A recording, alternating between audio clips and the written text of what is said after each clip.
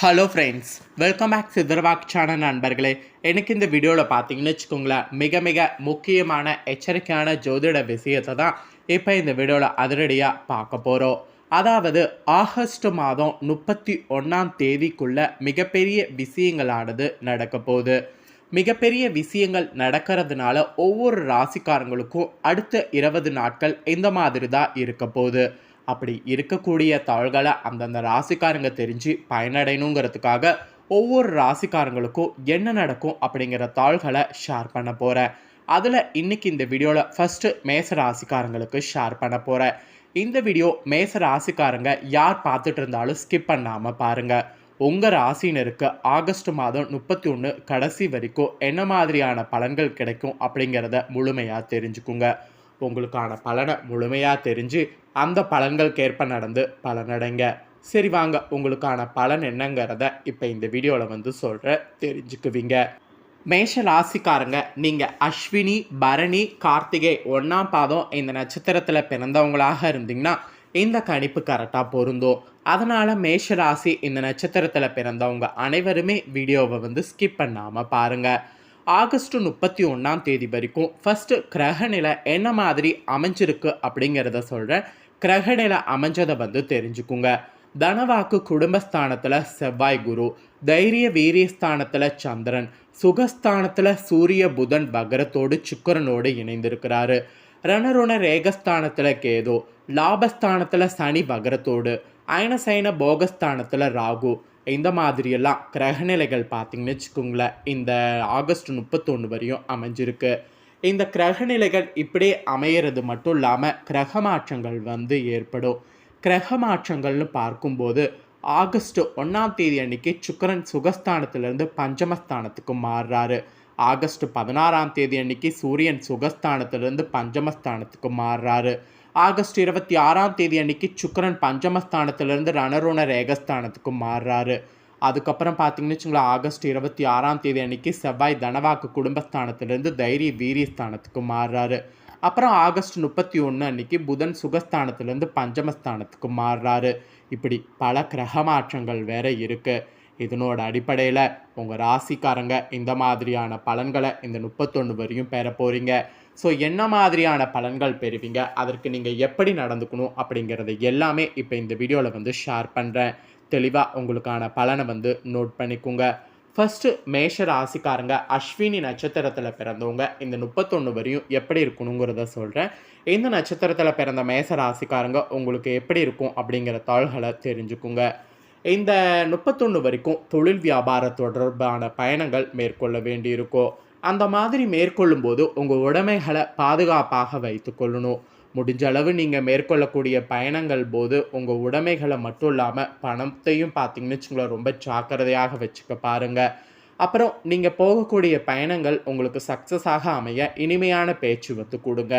அந்த இனிமையான பேச்சு எந்த அளவுக்கு கொடுக்குறீங்களோ அந்த அளவுக்கு வாடிக்கையாளர்களை தக்க வைத்து கொள்ள முடியும். அதனால் கடுமையாக பேசுவதை விட இனிமையாக பேசுங்க. அதுவும் ரொம்ப போல்டாக பேசுங்க. அப்புறம் உங்கள் உத்தியோகத்தில் அலுவலக பணி தொடர்பான அலைச்சல்கள் இருக்கும். இந்த டைம் அலுவலக தொடர்பான அலைச்சலை குறைக்க முடிஞ்ச அளவு அலுவலகத்தில் ரொம்ப பார்த்தீங்கன்னு வச்சுக்கோங்களேன் கொடுக்கப்படக்கூடிய பணிகளை உடனுக்குடனே முடிக்க பாருங்கள். இல்லைன்னு வச்சுக்கோங்களேன் அலைச்சல்கள் அதிகம் இருக்கும். அது உங்களுக்கு ரொம்ப கஷ்டத்தை கொடுக்கும். அதுக்காக தான் சொல்கிறேன். அப்புறம் சக ஊழியர்கள் உங்களுக்கு ஒத்துழைப்பு தரமாட்டாங்க. சக ஊழியர்கள்கிட்ட உங்களுடைய வேலைகளை ஒப்படைக்க வேண்டாம். உங்கள் வேலைகளை ஒப்படைச்சாலும் அவங்க உங்களுக்கு வேலையை முடிச்சு கட்டிட்டு தான் போவாங்க. அதனால் வேலையை தயவு செய்து நீங்கள் அவங்கக்கிட்டலாம் ஒப்படைக்க வேண்டாம். உங்கள் வேலையை நீங்களே பார்க்குறது தான் நல்லது. ஸோ மேச ராசிக்காரங்க அஸ்வினி நட்சத்திரத்தில் பிறந்தவங்க இந்த ஆகஸ்ட் 31 வரையும் எல்லாத்துலேயுமே கவனமாக இருக்கணும் என்று எச்சரிக்கை தான் விடுக்கப்பட்டிருக்கு. ஸோ எச்சரிக்கையோடு செயல்படுங்க.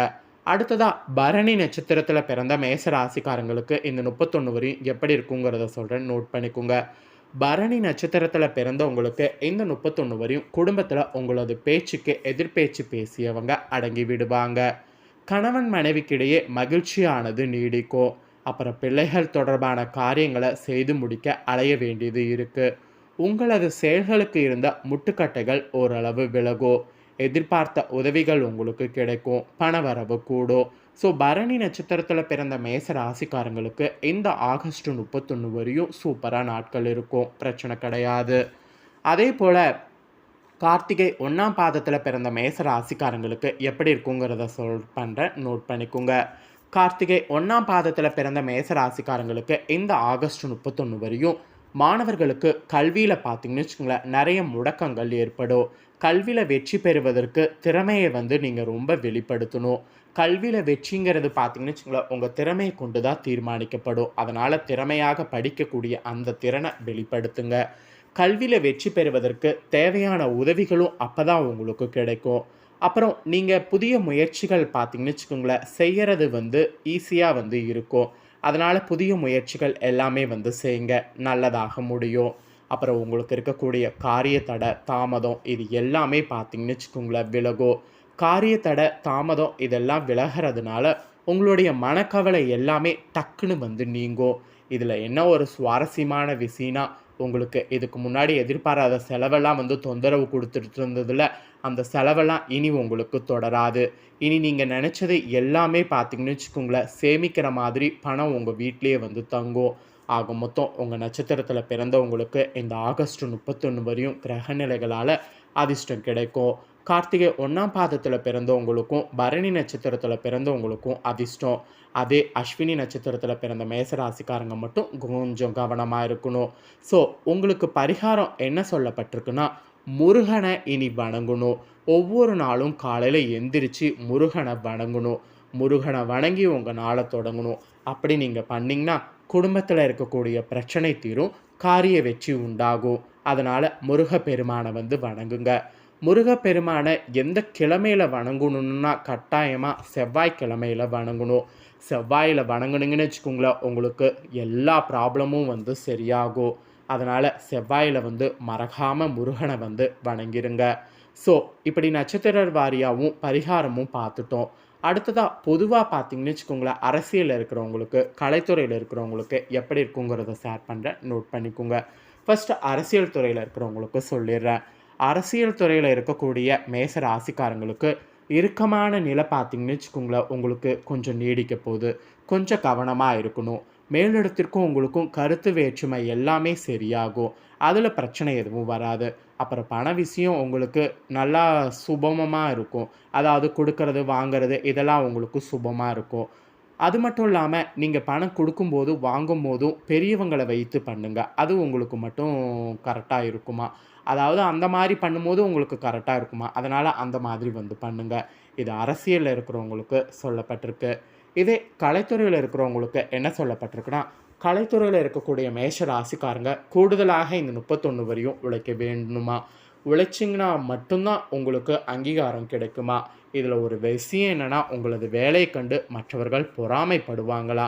கடன் பிரச்சனை உங்களுக்கு தீரும். அப்போனா உங்களுக்கு பணவரவு அதிகரிக்குமான்னு கேட்டிங்கன்னா, அஃப்கோர்ஸ் கண்டிப்பாக உங்களுக்கு பணவரவு அதிகரிக்கும். அப்புறம் செல்வத்தில் பார்த்தீங்கன்னு வச்சுங்களேன், நீங்கள் ஒரு உயர்ந்த நிலைக்கு போக வாய்ப்பு இருக்குது. இந்த பர்டிகுலர் டைம் கார் வாங்குறது இல்லை வீடு வாங்குறது இந்த மாதிரிலாம் நீங்கள் வாங்கினீங்கன்னா கண்டிப்பாக உங்களுக்கு நல்ல முறையில் அமையும். உங்களுக்கு லோன் போட்டு தான் வாங்குற மாதிரி இருக்கும். லோன் போட்டு வாங்குறது லோன் கிடைக்கிறது கஷ்டம் இல்லை. ஆனால் இந்த டைம் அந்த மாதிரிலாம் இருக்காது. கிரகநிலைகள் கிரகமாற்றங்கள் உங்களுக்கு சாதகமாக இருக்கிறதுனால லோன்லாம் ஈஸியாக கிடைக்கும். கலைத்துறையில் இருக்கிறவங்க கூடுதலாக உழைங்க, உங்களுக்கான அங்கீகாரத்தை இந்த டைம் பெற்றுக்குங்க. ஸோ ஆக மொத்தம் இந்த ஆகஸ்ட் 31 வரையும் கிரகங்களுடைய நிலை கிரக மாற்றங்கள் இதனோட அடிப்படையில் இப்படி தான் கடைசி நாட்கள் இருக்கும் என்று உங்களுக்கான தாள்களானது இந்த ஆகஸ்ட் மாதத்துக்கு குறிப்பிடப்பட்டிருக்கு. ஸோ குறிப்பிடப்பட்டதை தெளிவாக இந்த வீடியோவில் எக்ஸ்பிளைன் பண்ணிட்டேன்.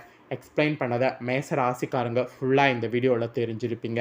ஸோ தெரிஞ்ச இந்த பலன்களுக்கேற்ப இனி வரக்கூடிய நாட்கள் நடந்து பலனடைங்க. ஸோ இந்த வீடியோவை இப்போ நீங்கள் பார்த்து முடித்த உடனே இதை லைக் பண்ணி உங்கள் ஃப்ரெண்ட்ஸ் ஃபேமிலிக்கு ஷேர் பண்ணுங்கள். உங்கள் ஃப்ரெண்ட்ஸ் ஃபேமிலியில் இருக்கிறவங்களும் வீடியோ பார்க்கட்டும். அவங்களும் மேச ராசிக்காரங்களாக இருந்தாங்கன்னா இந்த தாள்களை தெரிஞ்சுக்கிட்டோம். இந்த தாள்களை தெரிஞ்சு இந்த தாள்களுக்கேற்ப இனி வரக்கூடிய ஆகஸ்ட் 31 நடந்து பயனடையட்டும். கண்டிப்பாக வீடியோ லைக் பண்ணி ஷேர் பண்ணுங்கள். உங்கள் ஃப்ரெண்ட்ஸ் ஃபேமிலி இருக்கவங்களும் பார்த்து பலனடையட்டும். மேலும் இதே போல் புதிய அப்டேட்டான நிறைய வீடியோ நம்ம சேனலில் போடப்படும். அதை எல்லாத்தையுமே உடனுக்குடனே தெரிந்து கொள்ள மறக்காமல் நம்ம சேனலை சப்ஸ்கிரைப் பண்ணுங்கள். கூட பெல் பண்ண ப்ரெஸ் பண்ணுங்கள். அதை நீங்கள் பண்ணிட்டீங்கன்னா இனி நான் போடுற மற்ற அப்டேட்டான எல்லா வீடியோஸும் உடனுக்குடனே தெரிந்து கொள்ளலாம். ஸோ மறக்காமல் பண்ணுங்கள். இதே போல் சுவாரஸ்யமாக வேறொரு புதிய அப்டேட்டான தகவல்களோடு மீண்டும் இன்னொரு புதிய வீடியோவில் உங்களை சந்திக்கிறேன். நன்றி.